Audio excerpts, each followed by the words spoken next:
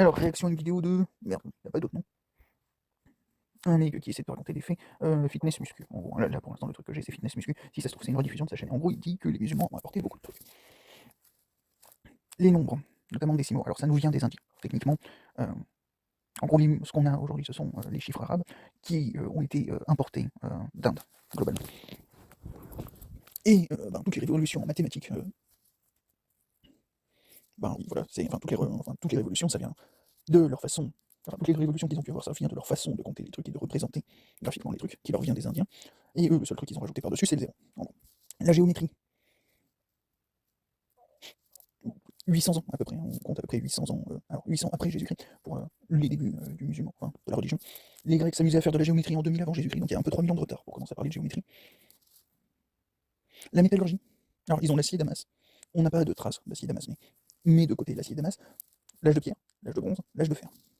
Et quelques milliers d'années plus tard, ouais, on est là aussi sur au moins 3000 ans de retard pour commencer à être considéré comme...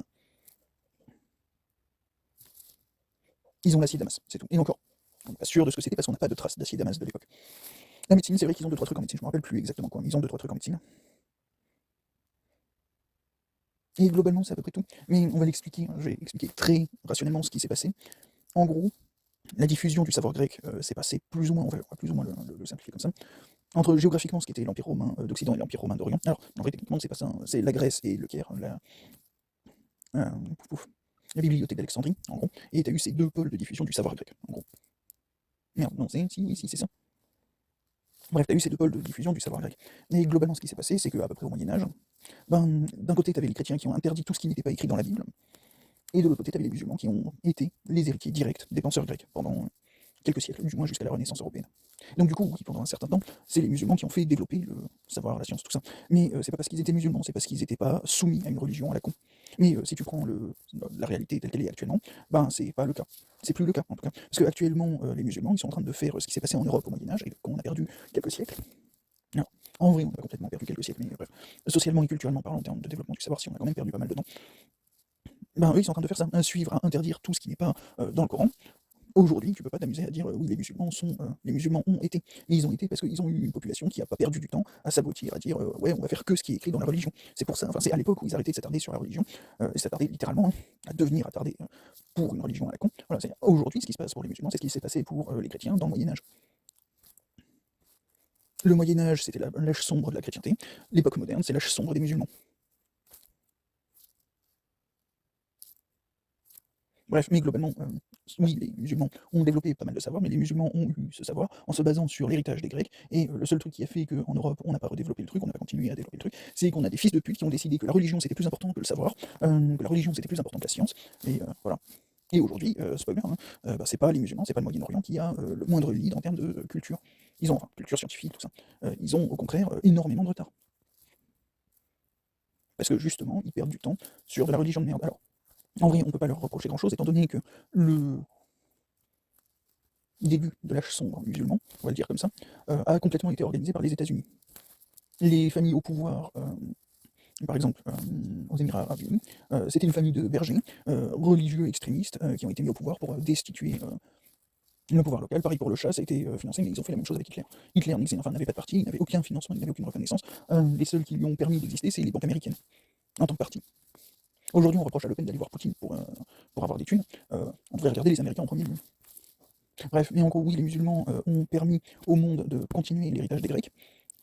D'ailleurs, en parlant d'héritage des Grecs, on en parle de ce qu'a fait l'Union Européenne aux Grecs, qui sont techniquement les vrais héritiers. Non, parce que là, maintenant qu'on a le recul sur le truc, l'austérité imposée aux Grecs, ça a été surtout une gigantesque catastrophe. Hein. C'était une catastrophe sociale, le pays s'est toujours pas remis de ce qui a été imposé. Je sais pas, quand est-ce que l'Union Européenne va comprendre sa place? C'est-à-dire aux déchets. Bref. Et en gros, voilà, les musulmans ont développé l'héritage des Grecs.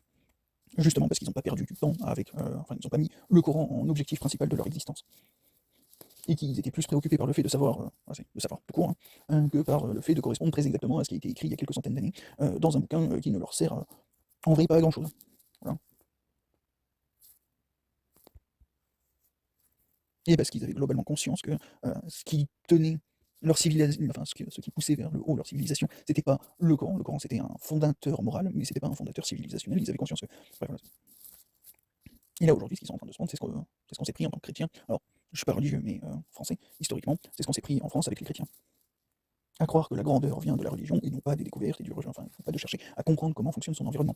D'ailleurs, techniquement, ce qui est en train d'arriver aux musulmans est aussi en train d'arriver aux économistes, à plutôt croire ce qui est écrit dans leur bouquin, malgré tout le reste des sciences qui leur envoient des signaux d'alarme, genre quant à tous les domaines de la biologie qui regardent les économistes en mode ça serait bien que vous arrêtiez de faire de la merde votre théologie, globalement, parce que c'est pas des théories. Non, vraiment, l'économie, c'est absolument pas des théories. Hein, on pense que l'humain fonctionne comme ça, donc on crée des modèles sur le fait que l'humain fonctionne comme ça. Rien qu'avec la psychologie sociale, normalement, la totalité de l'économie aurait dû être complètement changée, supprimée. Et pourtant, il y a encore des capitalistes, il y a encore, voilà, il y a encore un peu de tout, hein, des libéralistes, avec la neurologie, voilà, avec tout ça. Rien qu'avec ça, on peut largement envoyer chier tous les modèles de prédiction économique. Et derrière ça, si tu rajoutes toutes les autres sciences, t'as de quoi bien encadrer l'économie. Donc, du coup, actuellement, l'économie qui se base sur des interprétations de Rousseau ou de Smith il y a 300 ans, en gros, hein, je vais le simplifier extrêmement fort. Hein. T'as le contrat social de Rousseau qui est plus ou moins le socialisme, enfin qui engendre plus ou moins le socialisme et le communisme, et t'as le contrat social de Smith qui engendre plus ou moins le capitalisme et le libéralisme. Voilà. C'est des mecs qui ont en gros 200-300 ans. Entre-temps, on a eu Einstein, on a eu la neurologie, on a eu la psychologie, on a eu la psychologie sociale. Voilà, et ça, ce sont des trucs vraiment violents en termes de valeurs scientifiques. C'est pas des je pense que l'homme est un loup pour l'homme, ou c'est pas je pense que l'homme est bon par nature. C'est pas. Et l'économie actuellement, c'est ça, tout, quel que soit le pan d'économie que tu es en train de. Et donc, du coup, quand t'as Macron, Bruno Le Maire, Ursula ou n'importe quel sac à merde du FMI qui vient te regarder et te dire oui, d'après Smith ou d'après Rousseau, on peut en déduire, ta gueule. Ta gueule. On peut parler des pigeons de Skinner, ça te fera déjà passer un peu moins pour un con que prétendre que les lois du marché qui sont un héritage de la main de Dieu de Smith. Bref. Et voilà, en gros, hein, le fanatisme religieux qu'ont connu les chrétiens au Moyen-Âge, le fanatisme religieux des musulmans au Moyen-Orient actuellement, et le fanatisme, l'autre fanatisme religieux des banquiers de Wall Street, techniquement, on va le dire comme ça, les talibans et autres frères musulmans, ils n'ont pas trop de tort quand ils définissent les Américains et le modèle économique occidental comme leur ennemi. Religieusement, ça reste concevable, on va dire. Disons qu'ils ne se trompent pas sur leur ennemi religieux. Ils vont pas choisir, alors si, dedans ils tapent la science, dedans ils tapent tout ça, mais techniquement... Bref. Et...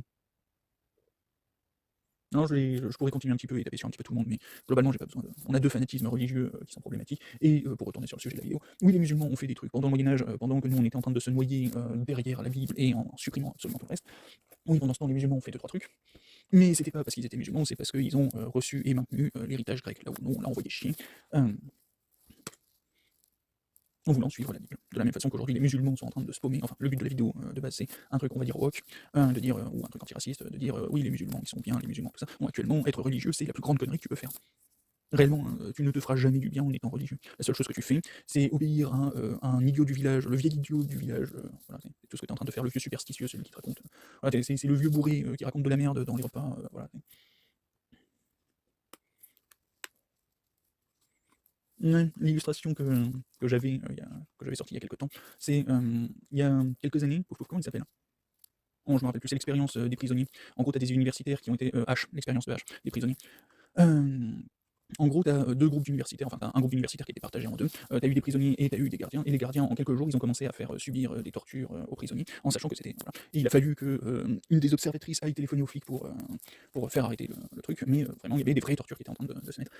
Tout ça parce qu'on leur avait dit bon, c'est un jeu de rôle, et vous, vous êtes des prisonniers, vous êtes des gardiens. Quand je vois des imams, des prêtres dire c'est comme ça qu'il faut prier, alors pour prier correctement tu dois avoir la pointe des pieds, les genoux, les coudes, les poings et le nez sur le sol. Toi vas-y mon garçon, montre-leur, voilà c'est comme ça qu'il faut prier. L'imam qui est en train de dire à ses entre guillemets fidèles c'est comme ça qu'il faut prier et qui utilise une marionnette. Voilà. Techniquement pour moi il n'y a aucune différence entre l'expérience de H avec prisonnier gardien et là les musulmans, imams et alors religieux, fidèles. Et imam. Et c'est la même chose avec les prêtres, c'est la même chose avec... Vous vous enfermez dans des cases sociales parce qu'on vous prétend que ce jeu de rôle est très bien, mais c'est tout. Et ça n'a aucune autre valeur. Et techniquement, s'attarder sur ça, ce n'est que ça, de l'attardement. Littéralement, c'est s'attarder, au sens devenir attardé. Tu n'as pas à perdre du temps sur de la religion, que ce soit de l'économie, que ce soit musulman, que ce soit chrétien, que ce soit quoi que ce soit, et tu ne retiendras aucune grandeur de la religion.